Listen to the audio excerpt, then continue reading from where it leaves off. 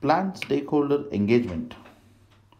Planned stakeholder engagement is the process that comes after identifying the stakeholders. This is the second process in stakeholder management.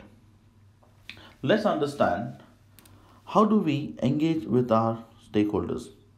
How are we going to productively involve with people? Productive involvement so that the project becomes a success. In front of us, we have some emojis. The first one that I am showing over here is for the client and the sponsor, and then is your functional manager, onshore folks, people who are impacted by the project, and then there's a VP, and then there's a billing team. Now you need to understand how will you engage with these people. PMBOK gives us 5 ways that shows that people are in the current state. Now you need to ensure that you move these people from one state to another state, from current state to a desired state based on the project need. For example, let's talk about the functional manager over here. Let's say this functional manager is a very good technical person and he's not aware of your project because he's on onshore. Okay, he's not knowing what's happening over in the project, but in the past you have worked with this person. Okay, so the current status of this person is he's unaware of your project. In the past you have worked with this person and you know this person has got good technical skills and his suggestions will help you on the project. Now you need to get him from the unaware state to a supporting state. Support the project. So you will have to map him from that state to this state. So his current state is being unaware, and his desired state when you want him on the project is to be supportive, right? So I have given an example of a VP who's supporting a project. He could support with funds, right? He's got so many projects under him. He may not be kind of coming and involving on day-to-day work, but he can support you with resources, with point of contacts, with approvals, all these things. So supportive is another state on the project for the stakeholders. One is the unaware, one is the supportive. Let's talk about what is the state for a client or a sponsor. A client will be in the state of leading the project. Okay, from the customer side, it could be him who's leading it. Leading, the client could be leading, is in the leading state. There are other people also could lead the project from the customer front. It could be a scrum master, or it could be a product owner, right? Or from your side, it could be your senior arc whom you have asked him to lead the project and you're just monitoring what's happening. Or it could be a sponsor who's kind of daily involving with you every day on this project. So the next state is the leading state, right? Now let's say, for example, we cannot get the VP in the leading state because he's kind of aware of this, he's being supportive, but on day-to-day engagement you're having the sponsor or the client or your close team who's working on this. So one of these people should be leading the project. There's another state wherein people are resistant to the project. Okay, so people are not happy with the project. Resistant. For example, those people, let's say you're doing an automation project, so after that the business unit is going to kind of get laid off, or they're going to get into a different project, or they have to go and find out something new for themselves. So these people will not be so comfortable in going to give you the information. So these are resistant people. So you need to move this resistant people from this state, the current state of resistance, to a new desired state, at least making them supportive. Okay, so that will be the new desired state from resistant to supportive. As a project manager, if you can do these things on a project, you will actually be able to execute the project in a very nice way and be successful. The other people in the project who are like very neutral, okay, like for the billing team, the people who are going to release invoices, they've got so many projects to work on invoices, so they're like, okay, so just one other project for them. They're neutral, they're not going to harm your project, or they're not kind of leading your project. So understand these things as a project manager. Okay, you will have to manage all this, and it will help you become successful on the project if you can go and take care of these five different states, moving them from one state to another based on the need of the project. Let me help you understand few more concepts.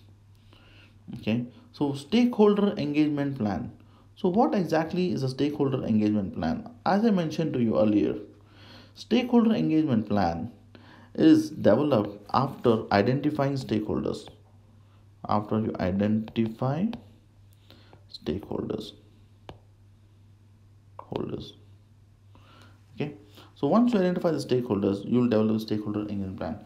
So what does this do? It gives you an approach to work with the people. How will you work with these people? How will you work with these people in the project? Let's say, for example, there's a person who's working on a team.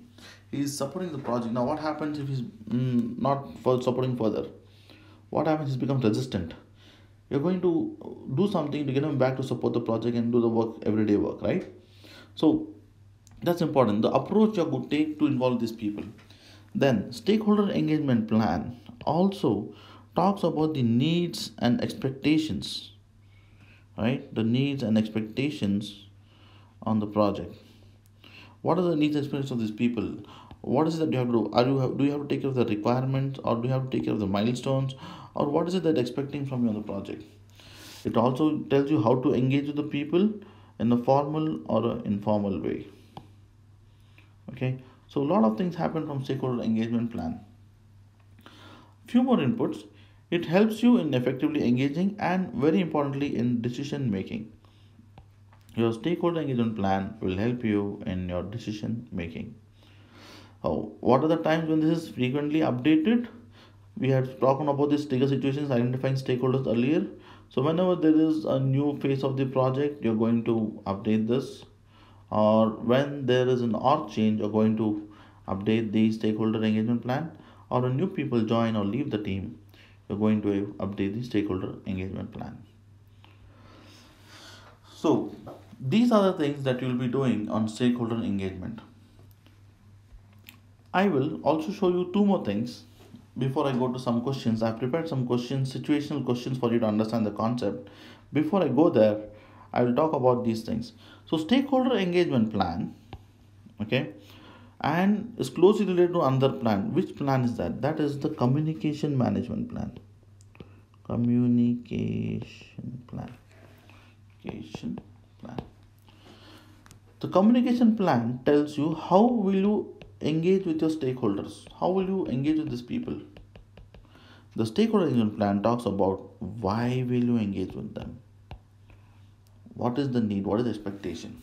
Okay. These are more about different ways, maybe daily scrum or weekly status report or quarterly reviews or there's an escalation call. Okay, it could be anything. That's how we're doing it. It could be through mails, or it could be instant messengers or conferences or a face-to-face meeting, or you visit the client site. It could be anything. This second plan is to talk about why. So it talks about why you need the needs, expectations, requirements. These are the things that happen. So therefore, you will have to prepare at the end of stakeholder engagement plan a stakeholder engagement assessment matrix. It is pretty simple, nothing complicated. Let's say you have got some three stakeholders. One, stakeholder two, stakeholder three. We'll just plot down those five different ways of representing their involvement in project, which we just showed over here. That's leading, unaware, resistant, support, and neutral. Put down those things and then you go ahead. So it could be like leading, supporting, unaware, and then after that you have got resistant, and then you've got neutral. Let's say the stakeholder 1 is currently in unaware status. You want him to get him to neutral status. So this will be your desired state, right? Sorry, let me just put on the same line. From here, you want to get him to here. That will be desired state. There's another over here whose current state is resistant. So you want to get him to supportive. This is your new state. So this is how you make this stakeholder engagement assessment matrix. Stakeholder engagement assessment matrix. Fine. That's what the few things. And let me come to some questions over here, some situational questions which I just prepared based on my experience. We'll see the different states of these stakeholders over here. Situations. Okay, it goes like this. A technology manager is onshore and is not aware about your project. He's not aware about your project. However, in the past you have worked with him and know that his expert judgment will help you in the project. How should you engage with him? So his current state is unaware. So what is new state will get him into? Let me give you 2 seconds for that. Think over it. You will get him to supportive. Okay, that's how you'll work with this person. Next, okay, your client BA is not supporting you with the necessary information on the requirements, fearing he or she would lose his or her job post this project. How will you handle this? So this person is currently in the resistant, so he is fearing that he loses his job, so he's into resistant state. So you'll have to probably talk to his seniors, okay, and get him into supporting state. Okay, that will be helpful for the project. Next one, your team has done overtime and you need to compensate them with an extra payment. Who can help you on this? So who should you need to go? You need extra pay, resources, funding. So you should go to person who's been supportive. Whoever is supportive of the project, go and get the money from him. Next one, the architect from your client escalates against the team member who is not showing interest in the project, as he or she has resigned and will move out after serving the notice period. How will you handle the situation? Okay, this person initially was supporting. Okay, it goes like this.